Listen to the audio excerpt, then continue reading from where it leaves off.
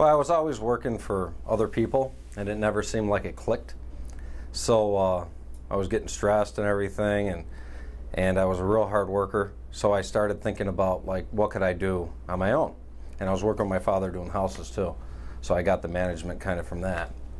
So I was just, trying to figure out what I wanted to do, and I started thinking about inventions. I was watching The Big Idea with Donnie Deutsch, and it was awesome.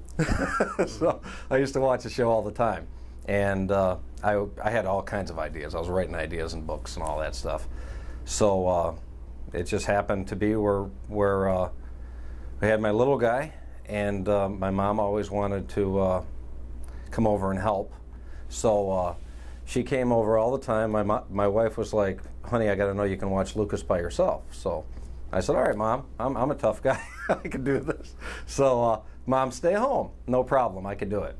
So the first day it actually happens where I'm sitting at home and I'm working on something, and Lucas falls and hits his head, and we're in an apartment, so we're kind of, enclosed space.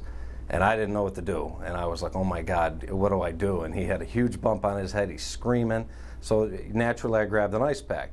I put the ice pack on his head, I'm holding him, trying to carry him around and, comfort him. So then I thought, I'll call the doctor, because my wife wouldn't be that productive, so I decided not to call her. I didn't think it would work.